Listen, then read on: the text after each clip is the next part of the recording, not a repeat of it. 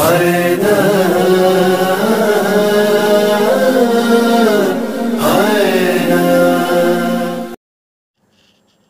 باللہ من الشیطان الرجیم، بسم اللہ الرحمن الرحیم۔ تمام حمد و ثنا خالق وحدہ لا شریک کے لیے، اور صلاۃ و سلام حضرت محمد مصطفیٰ صلی اللہ علیہ وآلہ وسلم اور اطہرت اطہار پر۔ عزیزان گرامی قدر، السلام علیکم ورحمۃ اللہ وبرکاتہ۔ مجھے بڑی خوشی ہے کہ اس وقت میں حیدری چینل کے ذریعے آپ تمام حضرات سے مخاطب ہوں، اور یہ چینل قوم کے مسائل پر اور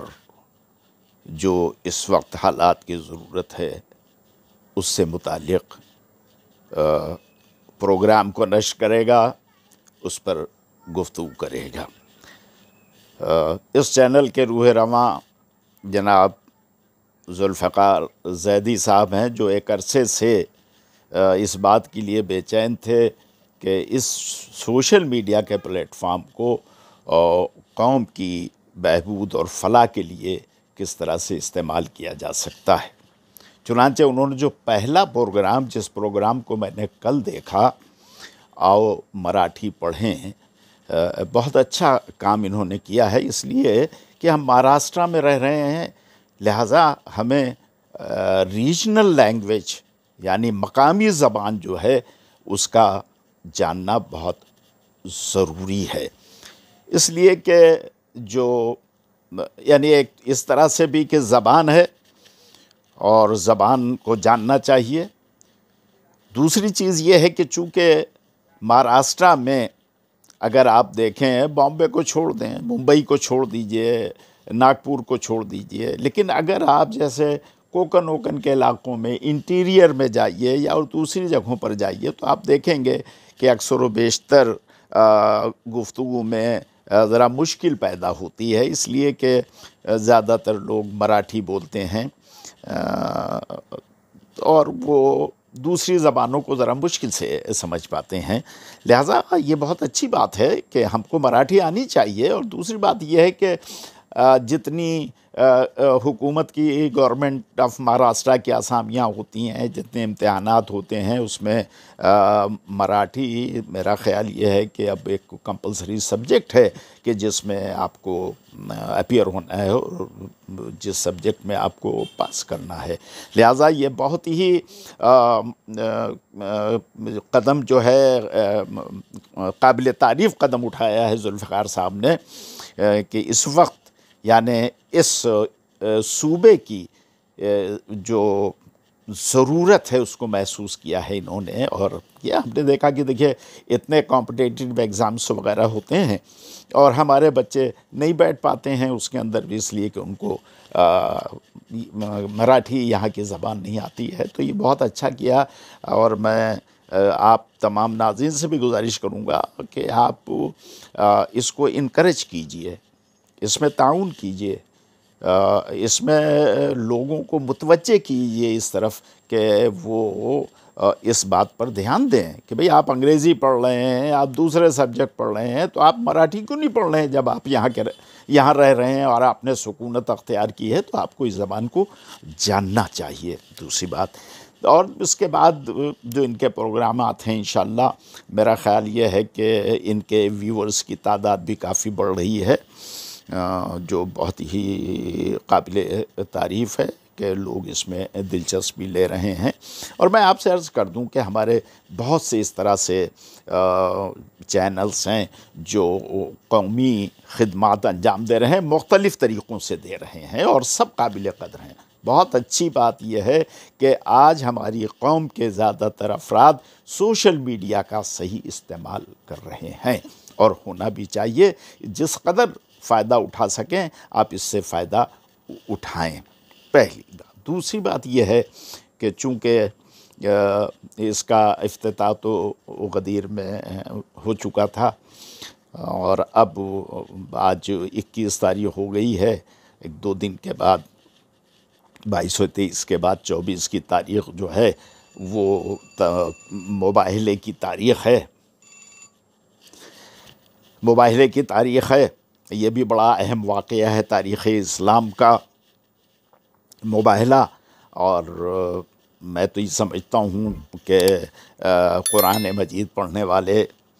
پیغمبر اکرم سے محبت رکھنے والے، اسلام کا کلمہ پڑھنے والے اس واقعے سے واقف ہوں گے کہ واقع مباہلہ کسے کہتے ہیں۔ یہ اسلام کی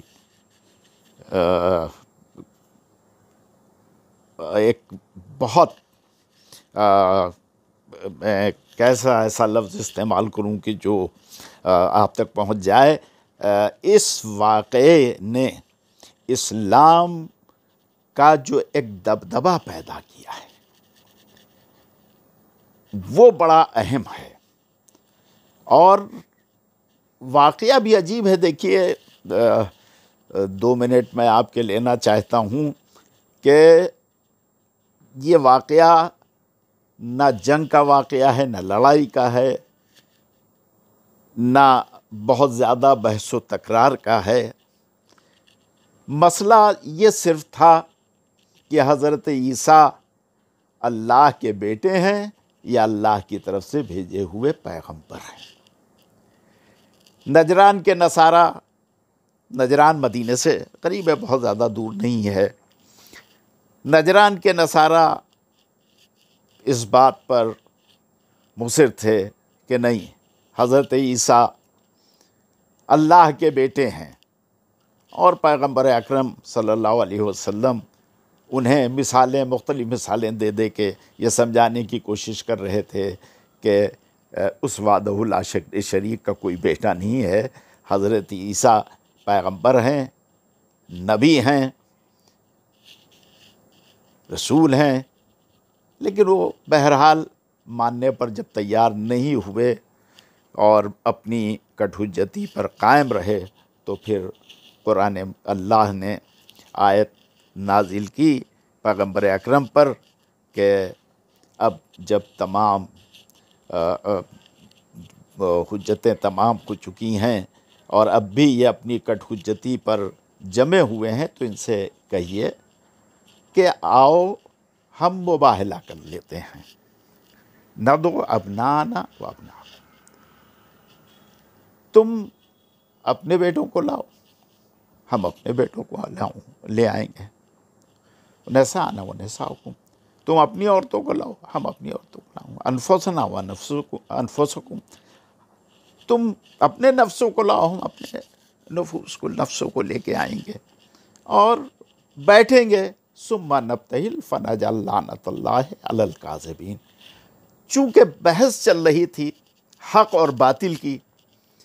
اور ظاہر ہے کہ حق میں ایک ہی سچا ہوگا، دوسرا جھوٹا ہوگا، تو پیغمبر اکرم نے فرمایا کہ ہم بیٹھ کر اور اللہ کی بارگاہ میں، یعنی ثم نبتہل، اس کے بعد فنجعل لعنۃ اللہ علی الکاذبین، جو جھوٹا ہو اس پر خدا کی لعنت کریں گے۔ بس یعنی آپ یہ دیکھیے کہ اتنی خوبصورتی سے اس مسئلے کا حل تلاش کیا پیغمبر اکرم نے، اور اللہ کی وحی نازل ہوئی۔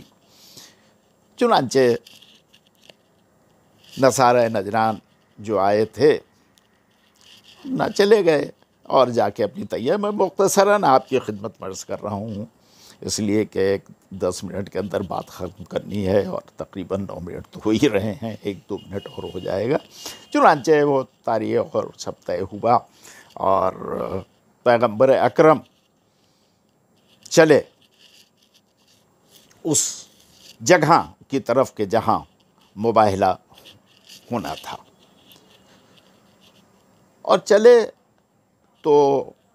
ایسا نہ تھا کہ مدینہ کا کوئی قافلہ چلا ہو، لشکر چلا ہو پیغمبر اکرم کے ساتھ، مگر یہ بات ملحوظ خاطر رہے آپ کو کہ یہ گفتگو جو ہوئی ہے یہ مسجد نبوی میں ہوئی ہے گفتگو، یہ کسی بند جگہ پہ نہیں ہوئی ہے، کسی کمرے میں نہیں ہوئی ہے، یا صرف نصارہ نجران رہے ہوں اور پیغمبر اکرم رہے ہوں اس کے بعد میں ہوئی ہو۔ یہ سب نے سنا کہ اللہ کا کیا پیغام آ گیا ہے کہ ان سے کہیے کہ تم اپنے بیٹوں کو لاؤ، ہم اپنے بیٹوں کو لائیں، تم اپنی عورتوں کو لے کے آؤ۔ اب یہ دیکھیے تمام ایک ایک لفظ جو ہے وہ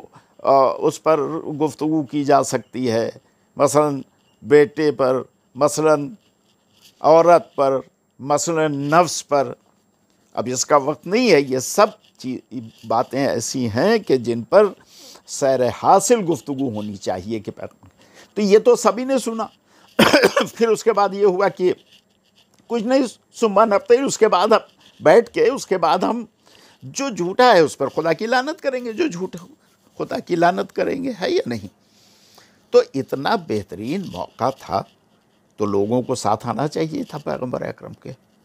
لیکن تاریخ یہ بتاتی ہے، واقعی مباہلہ یہ مطلب قرآن مجید موجود ہے، تفاصیل آپ کو پتہ چل جائے گا۔ واقعی یہ بتلاتا ہے کہ پیغمبر اکرم جب مدینے سے تشریف لے چلے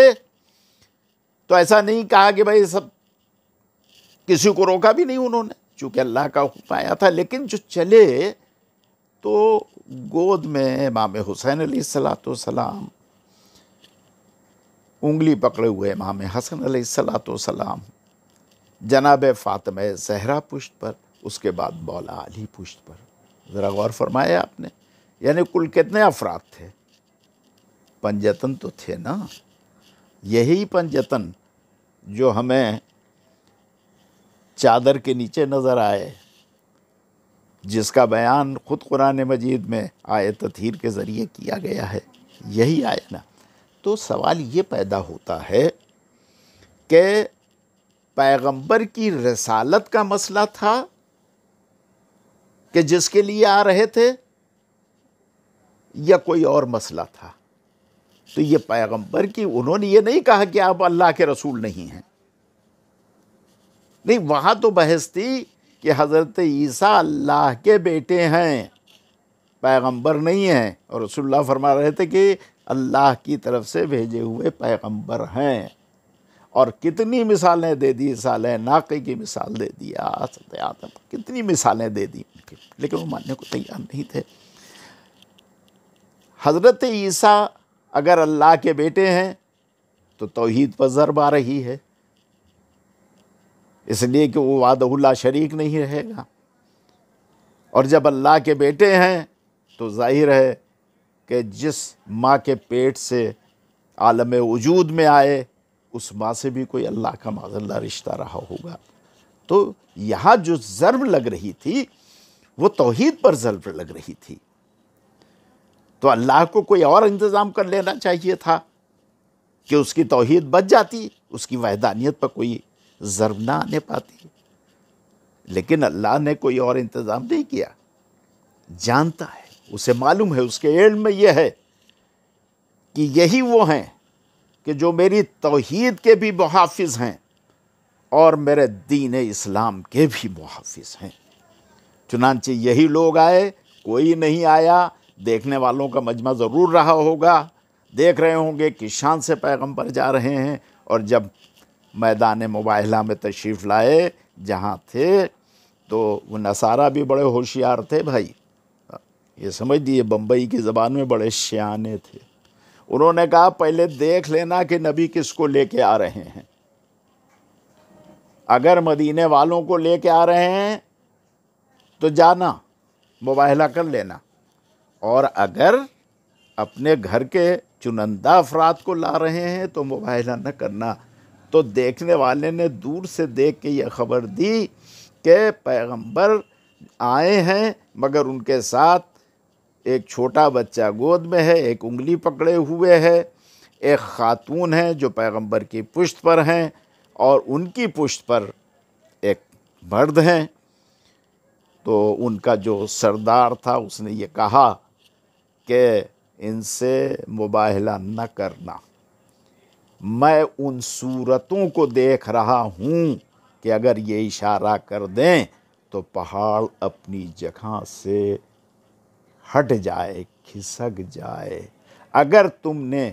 ان سے مباہلہ کر لیا تو یہ سمجھ لینا قیامت تک اس روئے زمین پر کوئی نصرانی بچ نہ سکے گا۔ مطلب سمجھے کہ اگر اللہ کا رسول اور اس کے نواسے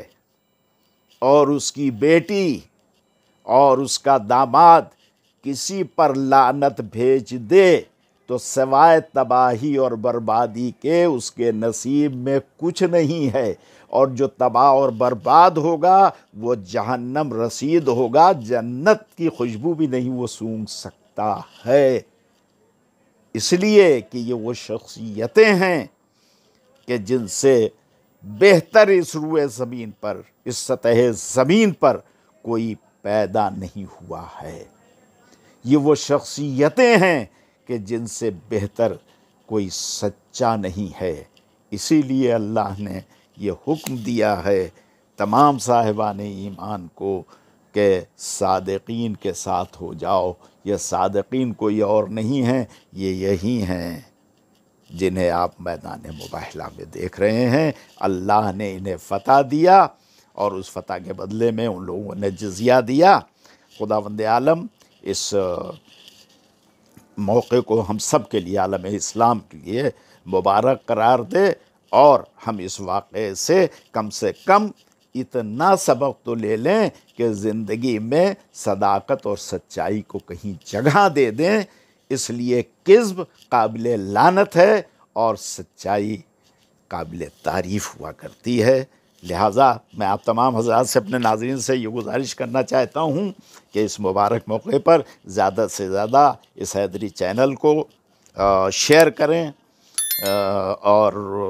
اس اپنا تعاون پیش کریں، زیادہ سے زیادہ سنیں۔ اور